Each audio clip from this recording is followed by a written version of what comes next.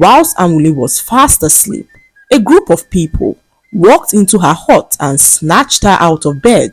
Anwuli woke up terrified as she screamed at the top of her voice, trying to understand what was happening. She struggled to get away, but couldn't. The strange men brought her before the great tree, and Anwuli wondered what she was doing there at that time of the night. She saw the elders, all gathered by the tree, and knew that they were up to no good.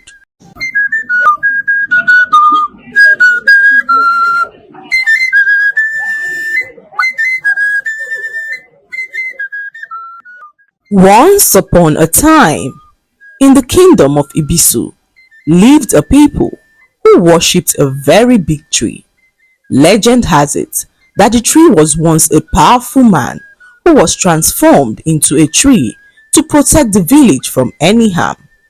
The villagers for centuries have done everything within their power to protect and preserve the great tree. They made sacrifices of animals and even humans at its foot and carried out festivals to appease the tree, and for years the tree had stood strong, thriving even in harsh weathers. However, the villagers woke up one morning to realize that the tree branches had begun to die. Everyone panicked as they feared what would become of their village if the tree finally died. The village elders gathered as they contemplated on what to do. They could not risk losing the tree, as this would lead to a great calamity in the village. They made several sacrifices to the tree, but nothing they did worked, and this troubled the elders, who were now running out of ideas. An elder named Mazi Kanayo stood up to suggest that a human blood sacrifice might be the solution to their problem. So the elders decided to sacrifice a virgin orphan girl by the tree to see if this would stop the tree from dying. They searched the entire village for an orphan girl who was still a virgin and found one who lived alone at the edge of the village forest. Her name was Anwuli, and her parents and brothers died a few years ago in a ghastly fire accident. Anwuli was so lucky to still be alive. Her mother had sent her to the stream to fetch some water when their entire house went up in flames, killing everyone in it. Anwuli sat outside as she watched their hut burn to the ground, her heart sinking with each second that passed as she imagined the anguish that her family felt in the fire. Anwuli was all alone, with no family or friends in the village, and the villagers kept their distance from her because they believed she was marked for misfortune, considering how her entire family died in a fire that no one knew its origin. The elders, during their deliberation, agreed to sacrifice Anwuli to the tree because they believed she had no one to fight for her and was useless to the entire village. Is it not better that she dies and joins her family on the other side? They said, as they all agreed that no one in the village would miss Anwuli because she has nothing good to contribute to the village. So on one night, whilst Anwuli was fast asleep, a group of people walked into her hut and snatched her out of bed. Anwuli woke up terrified as she screamed at the top of her voice, trying to understand what was happening. She struggled to get away, but couldn't. The strange men brought her before the great tree, and Anwuli wondered what she was doing there at that time of the night. She saw the elders, all gathered by the tree, and knew that they were up to no good. The young men tied Anwuli to the huge tree, and immediately they noticed something strange happen before their eyes. A great light emanated from the tree, and its dead branches began to heal. Everyone opened their eyes in shock, as they had never seen something like this in their life. Anwuli, seeing that the people were all focused on the tree, set herself free as she ran into the forest in fear. She ran as fast as she could, and the people ran after her with all their might.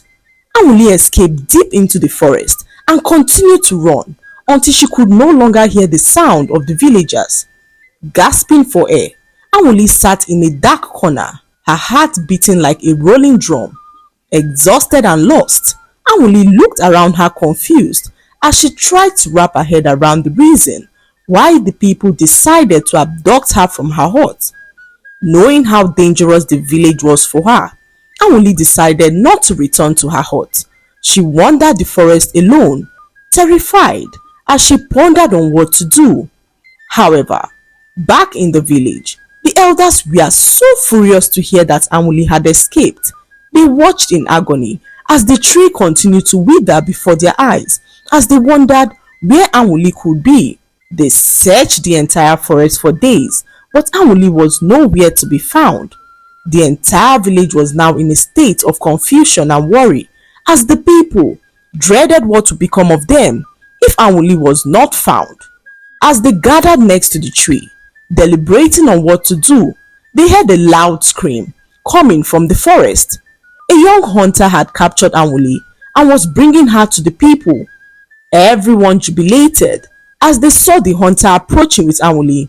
The elders, without wasting any time, gathered around the tree as the young men dug the ground to bury Anwuli alive. They tied her to the tree once again, but this time ensured that she was properly tied in a way that she could not escape. Anwuli struggled to break free but couldn't. She cried at the top of her voice, pleading for them to set her free, but no one paid any mind to her as they continued to dig her grave. Immediately, before their very eyes, the great light emanated from the tree again.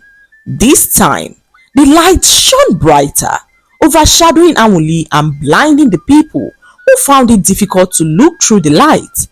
After a few minutes, the light died down and the people were confronted with a sight they never imagined possible.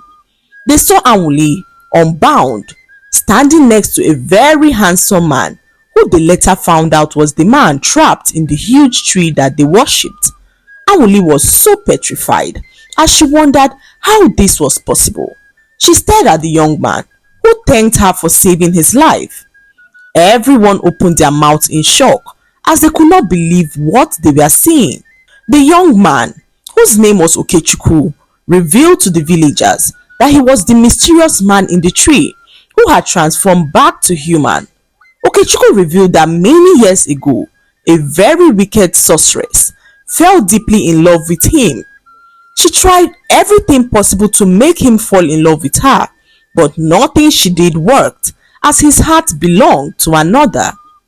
Okechukwu had fallen deeply in love with another woman and was about marrying her when the evil sorceress used her evil power to turn him into a tree, saying that if she could not have him, no one else would. All efforts to turn himself back to human proved futile as he remained trapped in the tree for years, unable to escape. He watched as the villagers worshipped him and offered sacrifices to him and wished they could save him from the tree. He yelled for help every single day, but no one could hear his cries. So he sat there hoping that one day he would roam the earth free again. What he did not know was that the sorceress put a limit to how long he would live. That was why the tree began to die gradually. Anwuli, not knowing what was happening, unknowingly saved him as her cries stirred an emotion in his heart that he had never felt for anyone before. It was true love, and this was the only thing capable of breaking the sorceress' curse. Anwuli was so shocked to hear this as she could not believe that Okechukwu was in love with her. Grateful for his newfound freedom, Okechukwu vowed to protect and stand by Anwuli's side. As he spoke, Anwuli's initial shock gave way to a deep sense of connection with Okechukwu. Despite the bizarre circumstances of their meeting, she felt a trust in him that she hadn't felt with anyone else since the death of her family.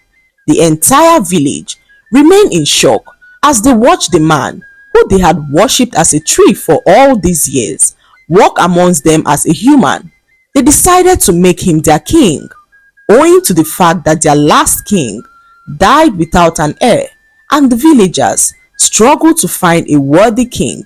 Okechukwu's miraculous return and his royal lineage as a descendant of one of the first royal families was seen as a sign from the heavens for him to reclaim the throne.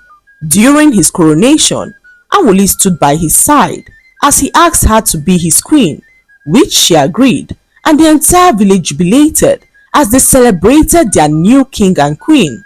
Anwuli was honored for her role in saving both the king and the kingdom, and this was how the poor orphan girl, who the people believed was useless and almost buried alive, ended up as their queen.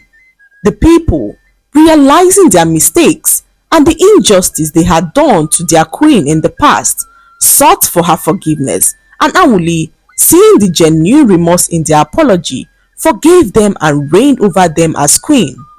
The lesson to be learned from this story is that no one is useless in life. Do not rule out a person because of their circumstances, as no condition in life is permanent.